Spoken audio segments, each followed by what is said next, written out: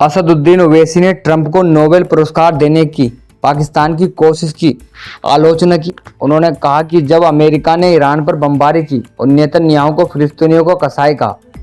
Netanyahu जो एक बहुत बड़ा गद्दार और बच्चों का कातिल है, जो इजराइल का पीएम है, वहीं अमेरिका वो भी इन बच्चों के कातिल में बराबर का शामिल माना जाता है।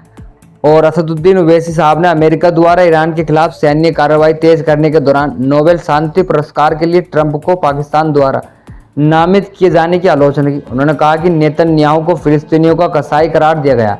वहीं मध्य पूर्व में बढ़त तनाव के बीच भारत के लिए संभावित नतीजों की बहुत बड़ी एक चेतावनी है। असदुद्दीन ओवैसी ने ईरान के प्रमुख परमाणु स्थानों पर अमेरिका के हवाई हमलों के बाद अमेरिकी राष्ट्रपति डोनाल्ड ट्रंप के बीच नोबेल शांति पुरस्कार की पाकिस्तान की मांग को गलत बताया। उन्होंने कहा कि लोकसभा सांसद ने सवाल किया कि क्या पाकिस्तान ने ट्रंप का समर्थन सिर्फ इसलिए किया ताकि वो एक बम गिराए। हैदराबाद में समाचार एजेंसी एएनआई से बातचीत में ओवैसी ने कहा कि हमें पाकिस्तानियों से पूछना चाहिए क्या इसके लिए वो चाहते हैं कि ट्रंप को नोबेल शांति पुरस्कार मिले। उन्होंने अमेरिका द्वारा नतांज, इस्फहान और फोर्डो में ईरान के परमाणु स्थलों पर किए गए हमलों का जिक्र किया। पाकिस्तान सरकार ने पिछले सप्ताह सोशल मीडिया प्लेटफॉर्म एक्स पर एक बयान में कहा था कि वह ट्रंप को नोबेल शांति पुरस्कार के लिए नामांकित करेगी।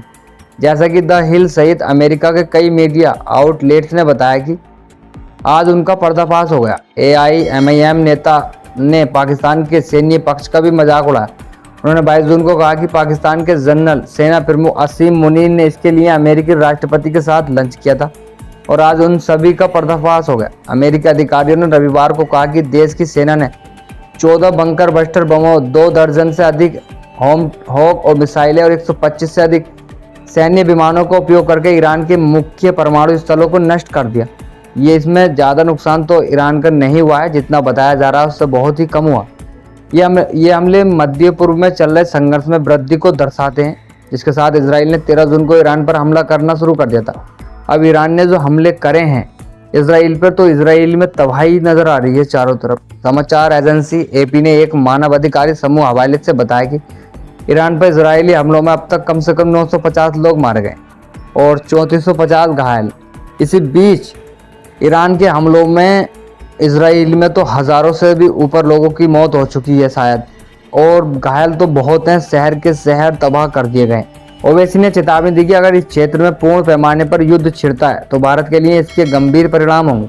उन्होंने ANI से कहा कि हमें यह भी याद रखना चाहिए कि खाड़ी और मध्य पूर्व में 16 मिलियन अधिक भारतीय रहते हैं और अगर उस क्षेत्र में युद्ध छिड़ता है, जिसकी दुर्भाग्य से बहुत संभावना है, तो इसका वहाँ रहने वाले भारतीयों पर गंभीर प्रभाव पड़ेगा। ओवैसी ने कहा कि यह क्षेत्र भारत की अर्थव्यवस्था के लिए महत्वपूर्ण है। उन्होंने कहा कि भारतीय कंपनियों ने इन सभी अरब देशों से खाड़ी देशों में जो निवेश किया और विदेश निवेश का एक बड़ा हिस्सा इस क्षेत्र में आता है।